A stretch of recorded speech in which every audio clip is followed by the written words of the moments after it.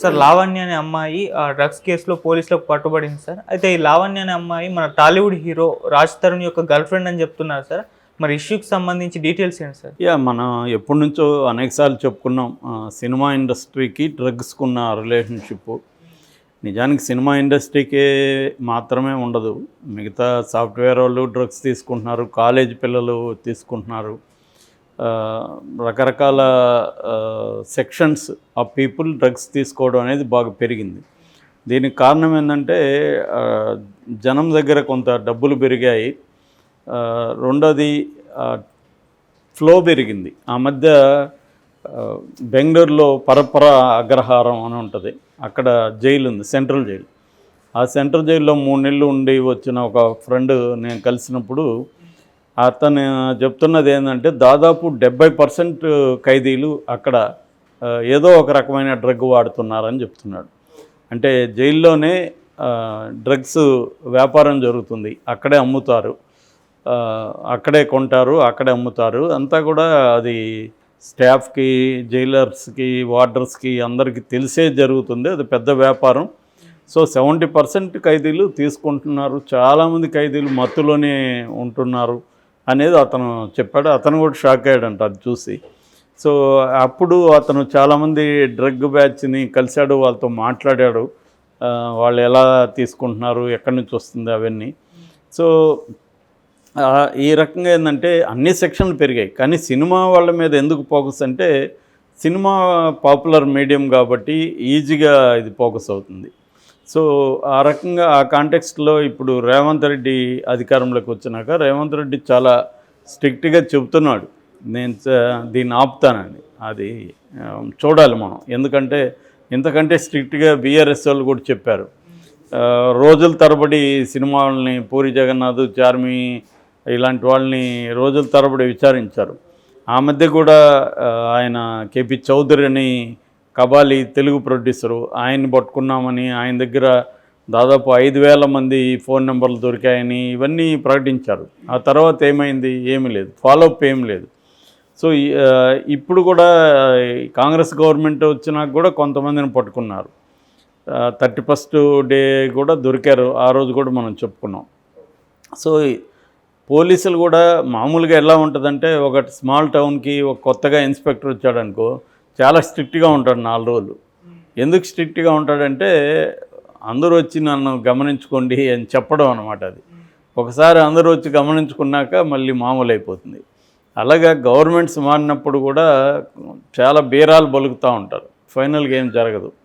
ఇది ఎందుకంటే ఈ ట్రేడ్లో అనేక రకాల కనెక్షన్స్ ఉంటాయి, రాజకీయ నాయకులు ఉంటారు, దీంట్లో పోలీస్ ఆఫీసర్లు ఉంటారు. ఆ మధ్య కూడా ఒక ఎస్ఐ పట్టుబడ్డాడు కదా, ఎస్ఐ తను పట్టుకున్న డ్రగ్స్ని తను సపరేట్గా వ్యాపారం చేసుకుంటూ పట్టుబడ్డాడు కదా. ఇవన్నీ కామన్ అన్నమాట. సో ఈ కాంటెక్స్ట్లో ఇప్పుడు ఒక వార్త ఏంటంటే, లావణ్య అనే ఒక అమ్మాయి నార్సింగిలో ఒక అపార్ట్మెంట్లో, అంటే గండిపేట మండలం నార్సింగ్ దగ్గర ఒక అపార్ట్మెంట్లో డ్రగ్స్ వాడుతున్నప్పుడు పోలీసులు పట్టుకున్నారు. సో ఆమె దగ్గర 4 గ్రాముల MDMA అంటున్నారు. MDMA అనేది దాన్ని ఎక్స్ట్రాసే అంటారు మామూలుగా పరిభాషలో. అట్లాగే మాలి అని, మ్యాండీ అని కూడా పిలుస్తారన్నమాట. అది ఎక్కువగా ట్యాబ్లెట్ రూపంలో ఉంటుంది, దాన్ని పొడి చేసి తీసుకుంటారు. అది నోటి ద్వారా కానీ తీసుకుంటే 30-40 నిమిషాల్లోనే ఫుల్గా మత్తు ఎక్కేస్తుంది. అది దాదాపు 3 నుంచి 6 గంటల సేపు మత్తు ఉంటుంది అన్నమాట.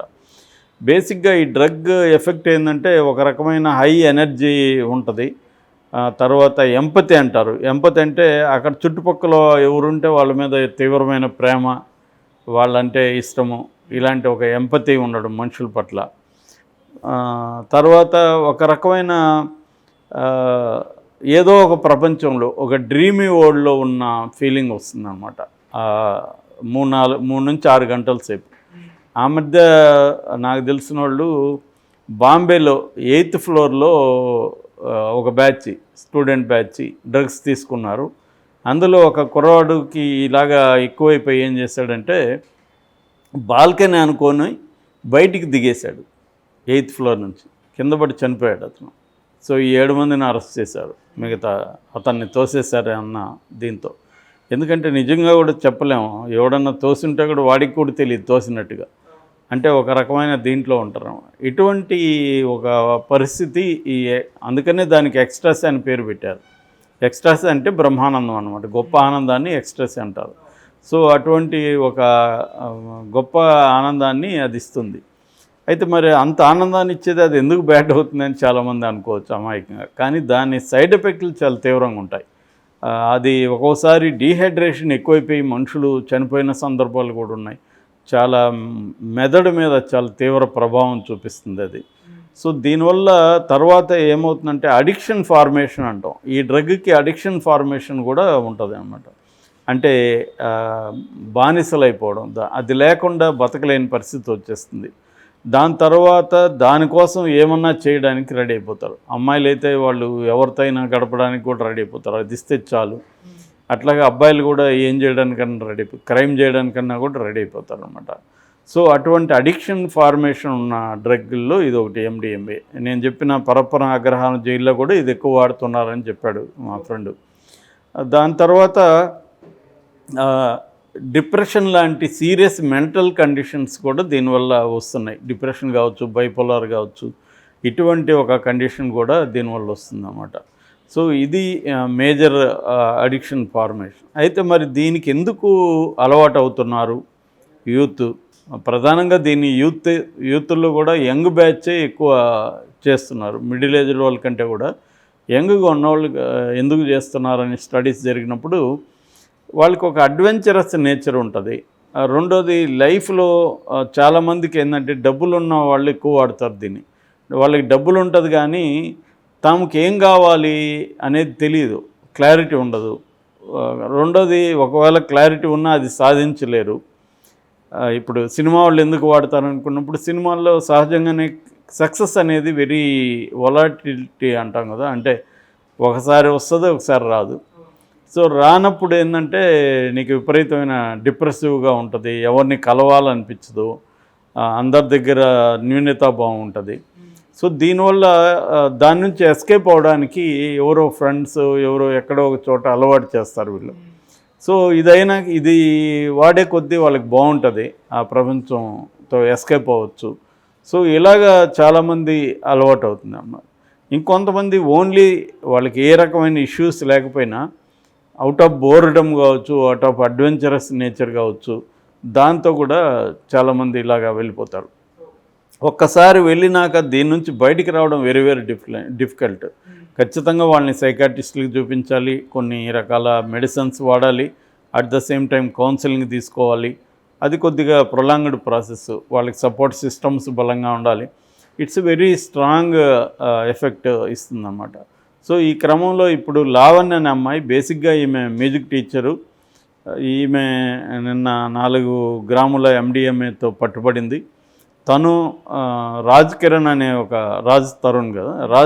అనే ఒక హీరోతో తనకి లవ్ అఫేర్ ఉందని చెప్తున్నారు, వాళ్ళ గర్ల్ ఫ్రెండ్ అని. అది ఎంతవరకు నిజం అనేది మనకు తెలీదు, కాబట్టి మనం దాన్ని కన్ఫర్మ్ చేయలేము. బట్ అలాంటి వార్తలు అయితే వస్తున్నాయి. రాజ్ తరుణ్ కూడా దీనికి సంబంధించి ఏం స్పందించలేదు.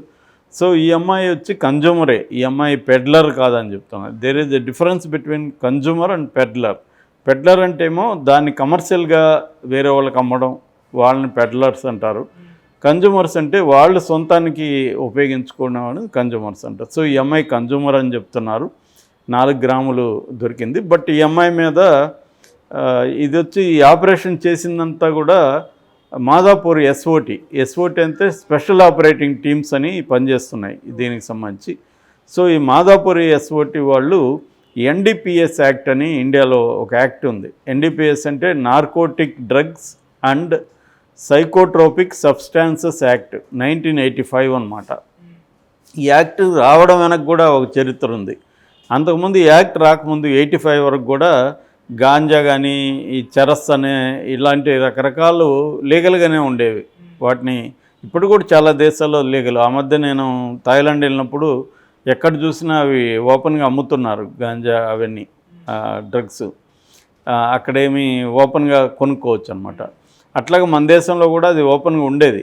అయితే దాని తర్వాత అమెరికా పెద్ద ఎత్తున ఒత్తిడి తీసుకొచ్చింది ఇండియా మీద వీటిని బ్యాన్ చేయమని. ఎందుకంటే ప్రపంచవ్యాప్తంగా అమెరికా ఎక్కువ అఫెక్టెడ్ కంట్రీ అన్నమాట ఈ డ్రగ్స్ వల్ల.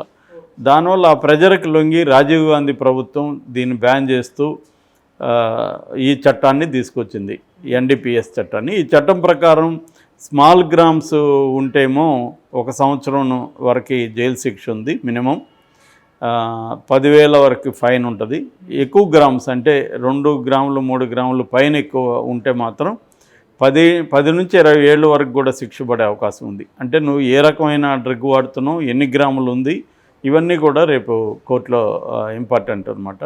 సో ఆ రకంగా లావణ్యకి శిక్ష పడే అవకాశం అయితే ఉంది. తక్కువ శిక్ష అయినా కూడా పడే కరెక్ట్గా కానీ కేసు వీళ్ళు ఫామ్ చేస్తే.